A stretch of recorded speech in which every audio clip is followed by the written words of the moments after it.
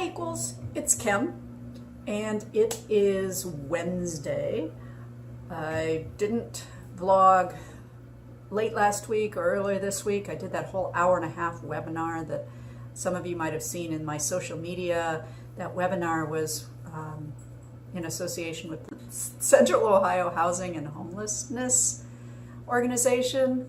They're a coalition working with homeless shelters, and we did an hour-and-a-half on SOGI, so sexual orientation, gender identity, and treating LGBT people in shelters and drop-in centers with dignity and respect.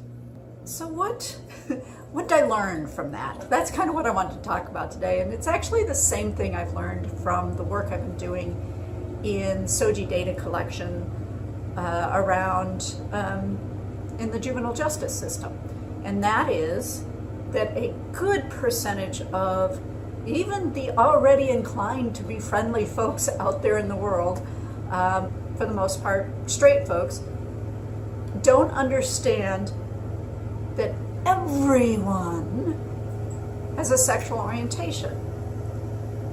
So let's talk about that for a moment. So sexual orientation has to do with who you're attracted to. And it could be who you're attracted to physically, so you engage in intimate acts with each other. It could be who you're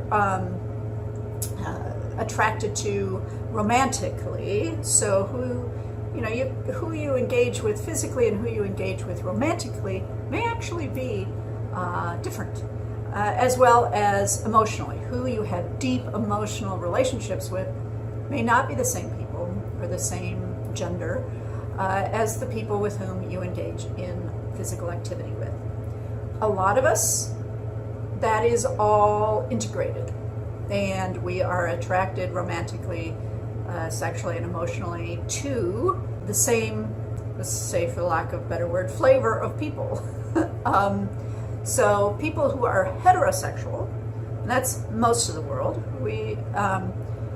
or at least those who identify as heterosexual, are attracted to only the opposite sex, so or actually opposite gender. So they are, if they were assigned male at birth, they identify as male, and they, as an adult, and they're attracted to people who were assigned female at birth and identify as female as adults. That's most of the world. We would also call those folks cisgender because of the fact that the gender that they were assigned at birth matches the gender they identify with as a person who has grown more mature. So that's a cisgender heterosexual person, and society is organized to promote and respect, give dignity to those folks. A lot of people, and I think it's a far higher number than are self-reported, are actually bisexual. So, and I believe that most of the world is bisexual. And so, at least in kind of a clinical sense, I totally believe that everyone should be able to identify however they want to. But if we were going to look at all of a person's actions, thoughts, dreams, beliefs, fantasies, etc., and we can't because a lot of that's in a person's head, I think we would find that most people in the world are actually bisexual, regardless of how they identify: heterosexual, lesbian, gay, whatever. All right, that said, so somebody who's bisexual is romantically, emotionally, physically, and could be a range within there, attracted to both genders, all genders. Pansexual, more all genders; bisexual, more both genders. Difference between binary and non-binary world. And I think that's actually the majority of folks in the world. My belief, personally, is that people who identify as former gay or ex-gay, any of these folks who've gone through some sort of process to rid themselves of unwanted same-sex attractions, are actually bisexual. those who are successful at it, because we've heard out there in the media, there's people who say that they were never cured, they just acted like it, and they become XX gay. And I totally get that. Because if you are trying to be something you are not, for a while you could probably convince yourself and others that you've been cured. Over time, that's not being able to be true to yourself just wears down on a person, and then eventually they come out again. And there are those folks. And then there are a lot of folks who probably had unwanted same-sex attractions, but that they were also attracted to the opposite sex. So they were bisexual, and they can simply shut off, I call it shutting off a portion of the dating pool, right? Or shut off and refuse to engage romantically, sexually, or emotionally with people of the same sex, and only focus on the part of them that's attracted romantically,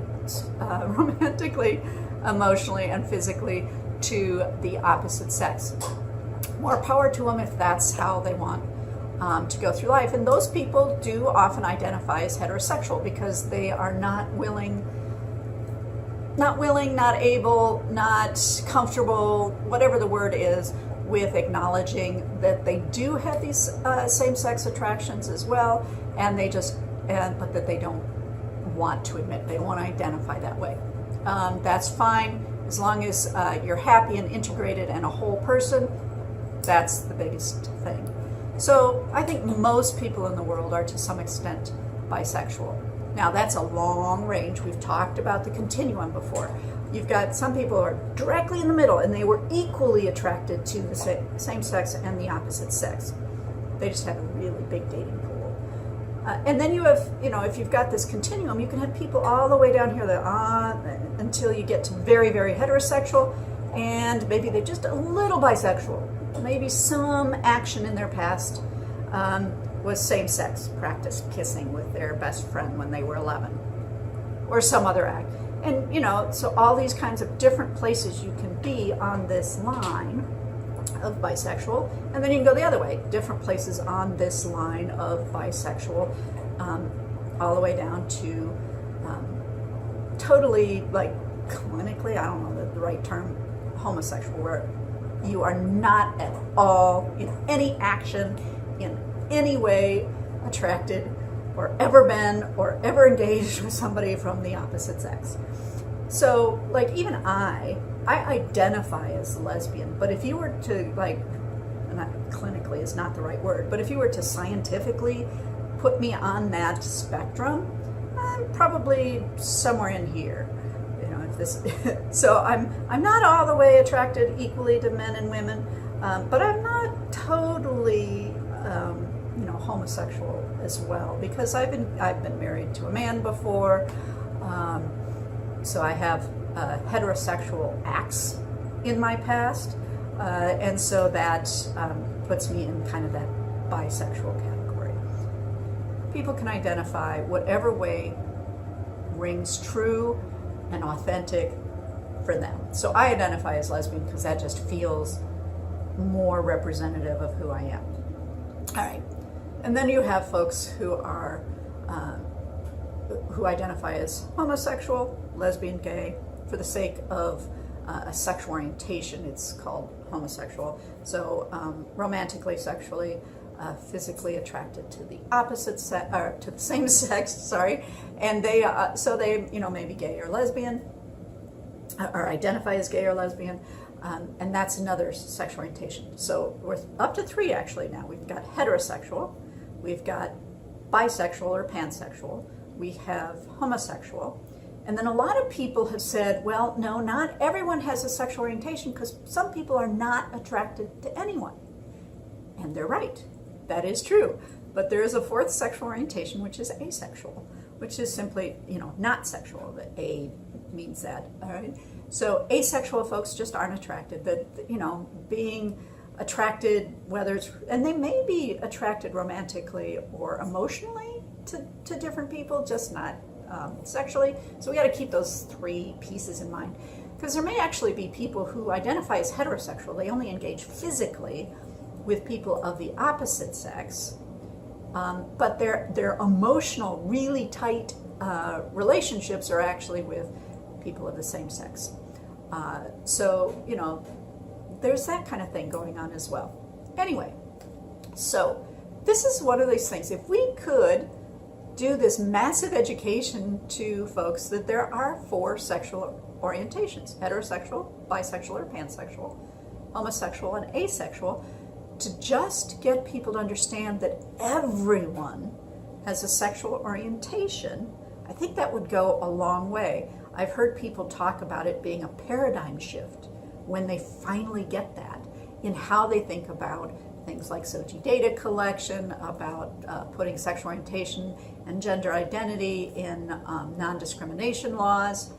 And for my transgender friends, we'll do this a separate one later that's all around gender identity. But I'm trying to focus a little bit more specifically in each one of my videos right now so that I don't wander off track into all kinds of things. So this one is just about sexual orientation and just about the 4 sexual orientations and how everyone